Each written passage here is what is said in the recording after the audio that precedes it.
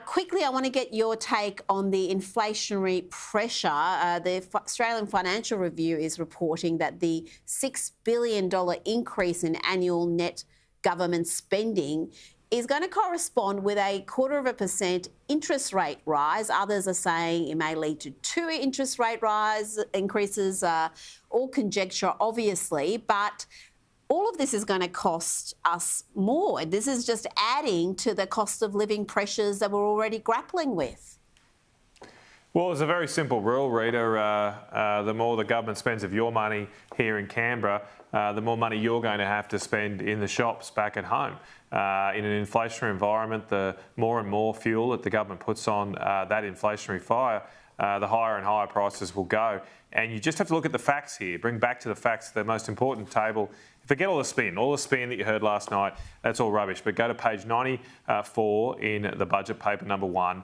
That's the facts. That shows you how much extra spending in net terms the government has added to the budget through their policy decisions. So not the commodity prices, not other economic factors, what they've actually done. And that shows that the government has worsened our budget position by $20 billion in last night's budget. It is actually, if you put aside the COVID years, which are a bit special, of course, if you put aside the COVID years, it's the biggest increase in government spending since the global financial crisis, since Kevin Rudd. Now, at least Kevin Rudd had the excuse of trying to fight a global recession. Whereas Jim Chalmers he's meant to be fighting inflation, and instead he's adding as much fuel to that fire as Kevin Rudd did, his former boss 15 odd years ago. Now, tomorrow we're going to hear from Peter Dutton. He's got the official budget response. What will we hear tomorrow night? Give us a preview.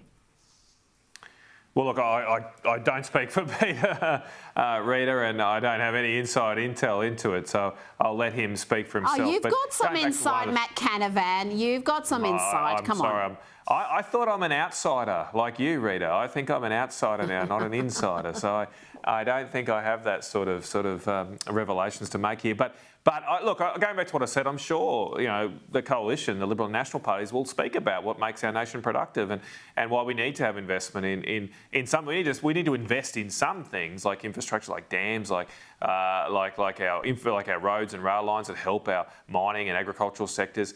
They're really important. I mean, one smaller thing out of the budget last night is the government's doing a now 90-day review of our $120 billion infrastructure package, and I'm just worried this is just a smokescreen to cut the ceiling of untold amounts of roads that we have committed to in rural and regional Australia. These are the roads that connect up our farms and it would make our economy much more productive. But as I say, the Labor Party seems to only want to help and support those Australians who don't work, who rely on welfare, and good luck to those people. But if you do have a job, if you are working hard, if you are paying taxes, don't expect anything from the Australian Labor Party. Not even a thanks for your hard work.